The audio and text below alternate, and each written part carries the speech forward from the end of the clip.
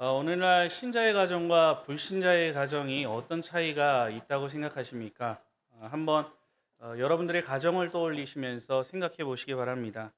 내 가정은 뭐 어떤 차이가 있지? 믿지 않는 자들과 생각이라든지 말하는 것이라든지 그 모양이라 삶의 모양이라든지 어떠한 차이가 있지? 라는 생각을 한번 해보시기 바랍니다. 물론 우리 교회 성도들은 아니겠지만 믿지 않는 제 3자가 볼 때는 어쩌면 교회를 다니는 사람의 가정이나 그리고 교회를 다니지 않는 사람의 가정이나 특별한 차이가 없다고 여길 수 있습니다. 주일이면 함께 예배드리고 기도하고 아이를 교회에 보내는 이런 다름은 있지만 삶의 방식이라든지 또한 살아가는 가치관이라든지 자녀를 바라보는 관점 등에서 사실상 믿지 않는 자녀들과 그 가치를 다를 거 없이 공유하는 경우가 너무나도 많기 때문입니다. 이런 현실에서 오늘 본문은 분명하게 선언하고 있습니다. 여호와께서 세우시는 집, 곧 하나님께서 주인 되셔서 세워가는 그 성도의 집은, 그 가정은 구별된 은혜와 분명한 차이가 존재한다는 말씀입니다. 그 내용이 무엇입니까? 이 시간 가정의 달 5월의 시작과 함께 어린이 주일로 첫 주를 지내는 오늘 이 여호와께서 세우시는 성도의 집은 어떤 규별됨이 나타나야 하는지 오늘 본문의 말씀의 중심으로 함께 상고하며 은혜를 나누고자 합니다. 첫째로 여호와께서 세우시는 성도의 집은 땀 흘려 수고하는 일에 열매를 얻게 하십니다. 오늘 본문 1절과 2절의 말씀 다 함께 합독해서 읽어보도록 하겠습니다. 시작. 여호와께서 여호와께서 집을 세우지 아니하시면 세우는 자의 수고가 헛되며 여호와께서 성을 지키지 아니하시면 파수꾼의 깨어 있음이 헛되도다. 너희가 일찍이 일어나고 늦게 누우며 수고의 떡을 먹음이 헛되도다. 그러므로 여호와께서 그의 사랑하시는 자에게는 잠을 주시는도다. 아멘. 아멘. 시인은 여호와 하나님께서 집을 세우시는 분으로 묘사하며 시작합니다. 여기서 집은 단순한 건축물을 의미하는 것이 아니라 이 땅의 가정을 의미합니다. 여호와께서 집을 세운다. 이 말은 이 땅의 가정을 든든하게 세워가는 그 주체가 누구냐? 바로 하나님이시다라고 하는 것을 알려줍니다. 만약 하나님이 세우시 않으시면 어떻게 된다고 말합니까? 그 집을 하나님의 뜻대로 세워가는 일에 결국 실패하게 됨을 생각할 수 있습니다. 이에 대해 본문은 말하기를 여호와께서 집을 세우지 아니하시면 세우는 자의 수고가 헛되다라고 말합니다. 세우는 자의 수고라고 했습니다.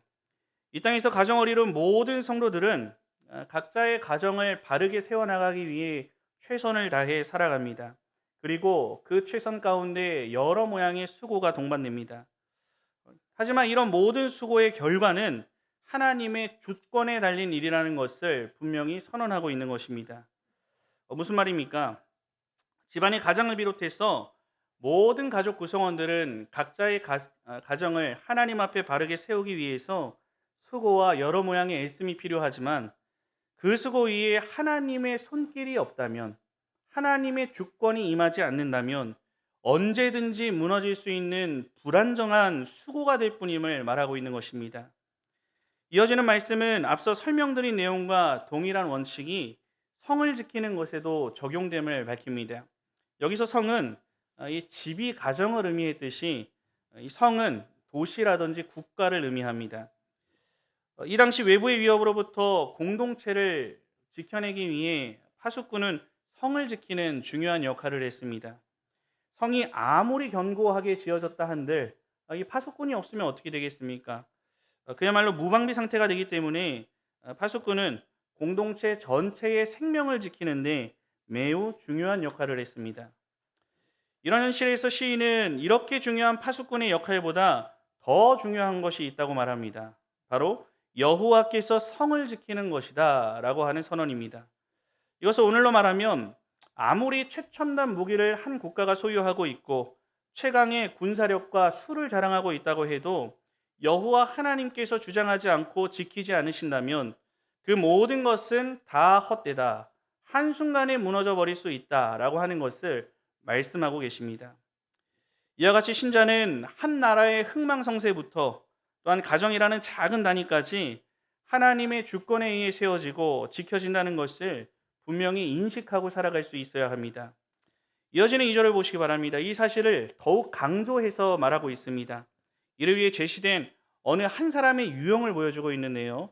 일찍 일어나고 그리고 늦게 눕고 수고의 떡을 먹는 모습으로 비춰집니다. 이 모습은 부지런함과 근면함과 성실함을 갖춘 한 사람을 대표적으로 비유한 것입니다. 그런데 본문에서는 이렇게 열심히 사는 사람의 수고가 헛되다라고 말하고 있습니다. 왜 헛된 것입니까? 위에 언급한 한 인간의 모습은 누구도 나무랄 것이 없는 모범적인 모습이 되면 분명합니다. 하지만 하나님 없이 자신만을 의지하면서 열심히 사는 사람을 대표하는 비유이기도 합니다. 시인은 인간은 노력하지만 그 노력 위에 하나님이 기반되어 있지 않고 하나님을 의지하지 않는다면 모든 그 수고에는 결국 허무함만 남게 될 수 있다는 점을 다시 한번 강조해 설명합니다. 이 말씀대로 자신의 노력과 성실함으로 좀 더 나은 삶을 사는 사람은 잠을 줄이기 일쑤입니다. 실제로 더 나아가 잠을 자고 싶어도 걱정을 한가득 가지고 있기 때문에 단잠을 이루지 못하는 경우가 참 많습니다. 하지만 자신의 애씀과 함께 하나님을 의지하며 사는 자에게는 오늘 본문 마지막에 뭐라고 말합니까? 잠을 주신다라고 시인은 고백합니다. 말 그대로 그 사람에게 숙면을 취하게 해주신다라고 하는 말씀입니다. 실제로 인생의 수고로움 앞에 사람이 평안하게 잠을 잔다는 것은 그 수고에 대한 그리고 우리가 애쓴 것에 대한 노력의 결과가 제대로 주어졌을 때일 것입니다. 만약 하는 것마다 전부 실패하고 하는 일마다 어긋나기라도 한다면 이것이야말로 모든 수고가 허투루 끝나는 것이고 아무리 피곤하다 한들 잠을 이룰 수 없게 됩니다. 이 사실을 기억하며 좀 더 나은 가정을 이루기 원하는 성도에게는 성실과 노력이라는 필수적 요소보다 더 앞서야 할 것을 본문은 증거하고 있는 것입니다. 무엇입니까? 여호와께서 사랑하시는 자에게 잠을 주신다. 사랑하시는 자에게 잠을 주신다라고 하는 이 말씀과 같이 하나님 앞에서 사랑받는 자녀가 되기 위해서 그의 백성된 정체성을 확립하는 것이 무엇보다 중요함을 나타내고 있습니다. 성도 여러분, 이 시대의 화두 중 하나가 불면증인 것 같습니다. 자료를 보면 매해 증가하는 추세이기도 합니다. 아마 여기 계신 분들 중에서도 불면증 때문에 고생하시는 분들이 있을 것이라 생각이 됩니다. 이 보건복지부 자료를 찾아봤더니 수면장애죠, 불면증. 수면장애로 병원을 찾는 환자가 연간 100만 명을 넘었다고 합니다. 그만큼 현대인들에게는 이 잠을 잘 자는 것조차 숙제로 주어진 시대를 우리가 살아가고 있습니다. 다행히 저는 머리만 대면 잠을 잘 잡니다. 언제 어디서나 자고자 하면 잘 수가 있습니다. 제가 신학교 졸업할 때 종교개혁 탐사를 이제 유럽 일대로 다녀왔는데 시차가 바뀌지 않습니까? 근데 거기 가서도 그리고 다시 한국에 도착해서도 시차의 별다른 어려움을 겪지 않을 정도였습니다. 그런 저에게도 살면서 몇 번 겪지 않을 것 같은 큰일이 있을 때 잠을 이루지 못한 기억이 있습니다. 이를 볼 때 이 불면증의 원인이 다양하겠지만 심리적인 스트레스와 압박 등이 핵심적 요소로 작용하는 것은 분명한 것 같습니다. 실제 의학적인 통계와 자료를 살펴봤더니 해결되지 않은 문제, 그리고 미래에 대한 불확실성, 통제 불가능한 상황에 대한 부담, 또한 과도한 자기 분석 등이 이 불면증의 원인으로 작용한다고 나타나 있었습니다. 이런 문제에 대해 사람들은 어떻게 합니까? 스스로 해결을 해보려고 무단히 애를 씁니다. 하지만 이런 자신의 수고는 곧 한계의 부딪힘을 경험합니다. 또한 지치고 낙심하게 됩니다. 이를 통해 마음의 여유는 점점 사라지게 되고 사랑하는 가족에게까지 부정적인 영향을 미치게 되는 것입니다. 오늘 이런 시대를 살아가는 우리 개인과 공동체를 이루는 가정에게 오늘 본문은 분명히 말하고 있습니다. 여호와께서 집을 세우지 아니하시면 세우는 자의 수고가 헛되다라고 하는 말씀입니다. 이 가정을 세워가는 주체가 결코 내가 될 수 없다는 것입니다. 나는 이 가정의 아버지이고 남편이 되지만 진짜 그 가정의 가장은 여호와 하나님이 되심을 알아야 합니다. 나는 가정의 어머니이고 아내이지만 진정한 가정의 보호자는 하나님이 되심을 확신할 수 있어야 합니다. 나는 가정의 사랑스러운 자녀이지만 이 부모에게 진정한 소망과 기쁨도 하나님으로부터 주어진다는 사실을 확신할 수 있어야 합니다. 우리 모두는 가족 공동체의 일원으로서 각자의 자리에서 최선을 다해 살아야 하지만 그 수고의 결과, 그 수고의 몫은 하나님의 손에 달려 있음을 믿는 것이 바로 믿음의 가정으로서의 첫 출발이라 할 수 있습니다. 이렇게 하나님의 주권을 믿고 의지하며 동시에 자신의 자리에서 최선을 다해 살아가는 그런 신자를 하나님께서는 사랑하시고 잠을 주신다라고 했습니다. 모든 세상의 근심에서 벗어난 평안을 의미합니다. 단순한 잠이 아닌 그 잠을 통해 이루는 평안함, 염려를 맡긴 안식, 하나님께 모든 것을 의탁할 때 주어지는 신뢰의 열매를 하나님이 얻게 하신다라고 말합니다. 이렇게 하나님을 의지하는 가정에게는 하나님이 주시는 쉼과 보호와 기쁨과 감사가 그 가정 안에 충만히 머물게 됨을 약속해 주십니다. 이와 반대로 하나님의 사랑을 받지 못하는 가정은 어떤 가정이겠습니까? 끊임없이 자신의 힘만으로 무언가를 이뤄보려 하고 자신의 힘만으로 아등바등 사는 삶을 말할 수 있을 것입니다. 그 가정은 겉으로 보기엔 부족함이 없을 수 있습니다. 특별한 어려움이 없어 보일 수 있습니다. 하지만 그 가정을 세우신 분이 하나님이심을 깨닫지 못하고 하루하루 시간이 흘러가게 될 때에 그 가정에서 이룬 모든 일이 자신이 이룬 일이라고 교만하게 될 것이고 하나님의 사랑은 점점 그 가정과 멀어지게 되는 결말을 맞이하게 됩니다.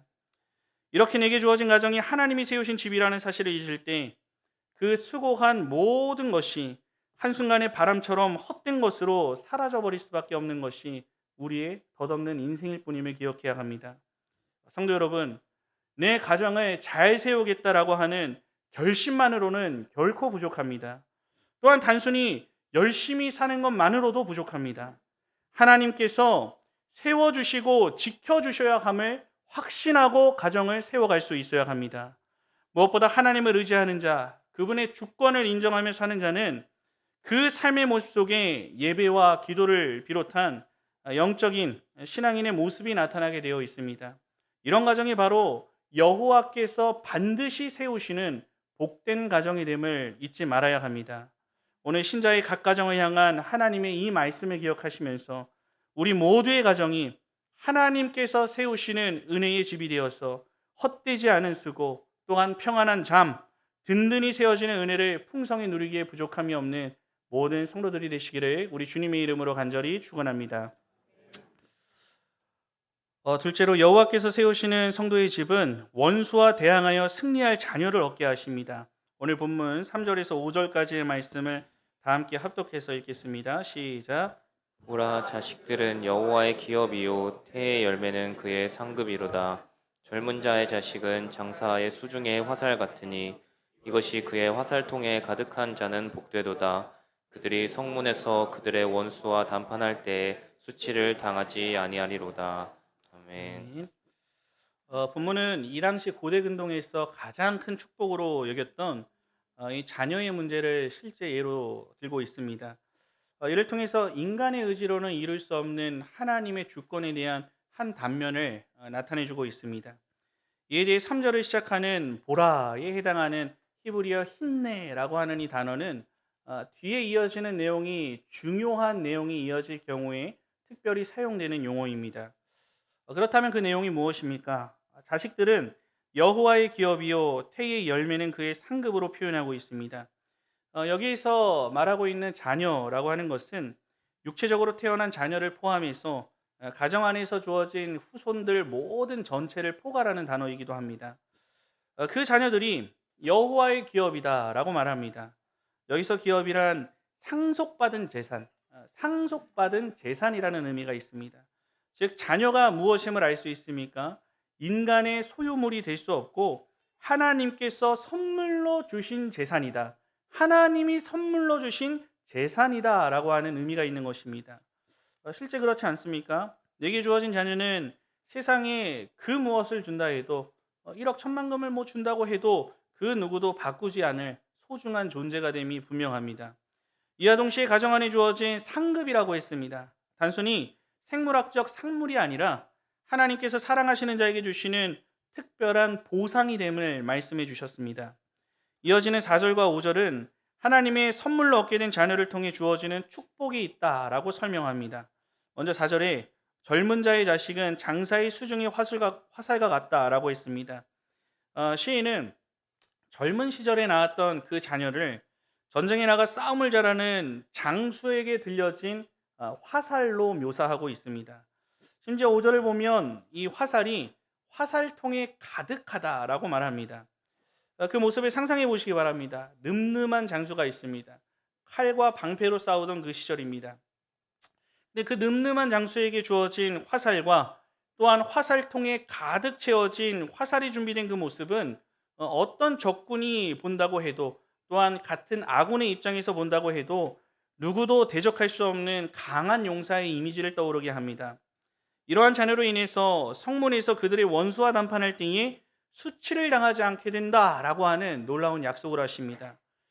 성문이라고 하는 것은 이 당시 고대 도시의 출입구이자 또한 전쟁, 정복 전쟁이 시작되는 본격적으로 시작되는 중심 장소이기도 했습니다.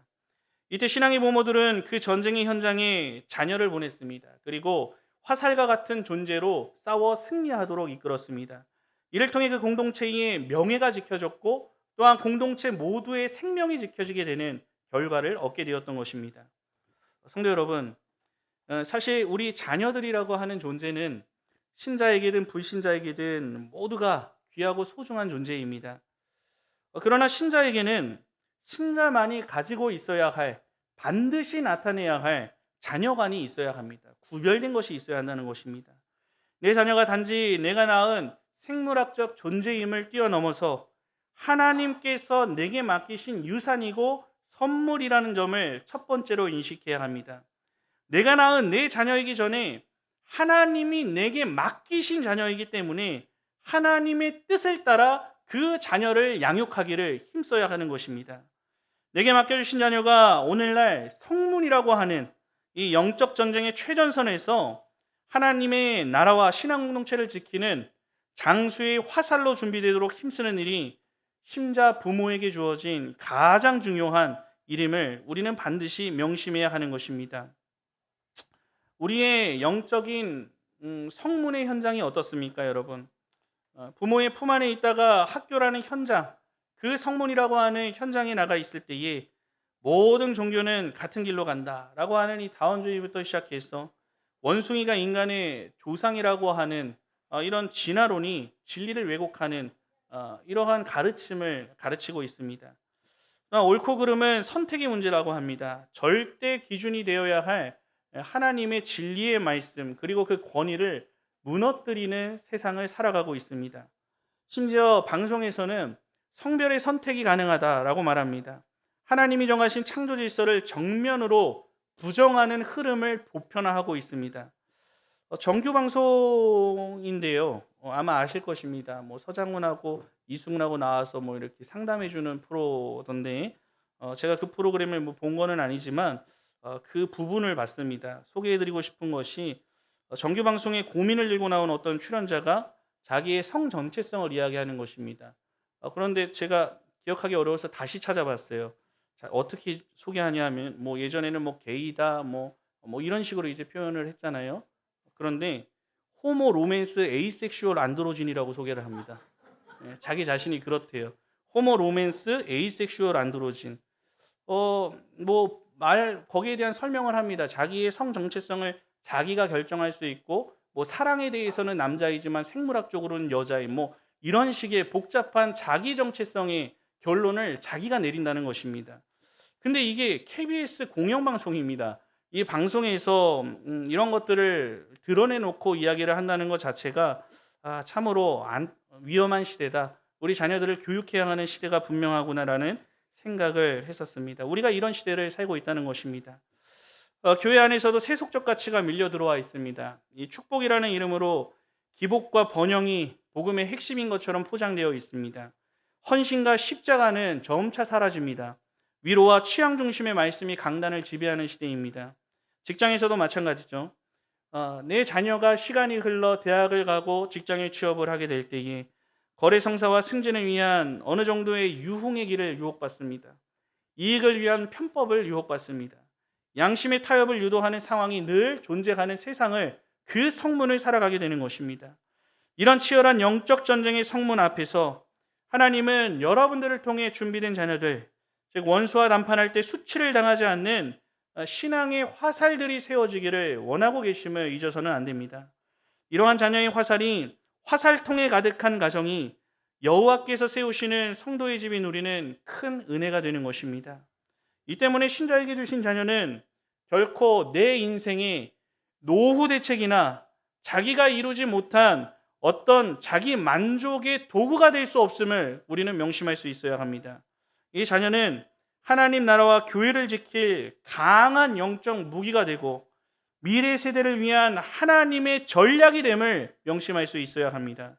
신앙의 부모라면 인생의 그 무엇보다 그 자녀가 하나님의 싸움을 대신할 영적 군사로서, 영적 용사로서 자라나는 그 모습을 보면서 가장 큰 기쁨을 느낄 수 있어야 합니다. 어릴 때뿐만이 아닙니다. 자녀가 자라가는 그 모든 상황 가운데에 여러분들의 모습을 통하여서 드러내 주셔야 하고 그들에게 끊임없이 이 세상의 영적 군사요, 교회의 힘 있는 군사로서 살아갈 수 있도록 권면해 주셔야 하는 것입니다. 이 신앙의 부모를 통해 신앙의 후손이 이어질 때에 교회는 그리스도의 군사로서 지속하여 충만해질 것이고 복음의 대가 끊이지 않게 됩니다. 이 가정부터 시작되는 이 일이 매우 중요한 이유, 교회 공동체가 다음 세대에도 든든히 세워져 갈 수 있는 일이 되기 때문에 매우 중차대한 일이고 우리는 이것을 붙들고 간절히 기도할 수 있어야 합니다. 이러할 때 우리는 함께 기도해야 하는 것입니다.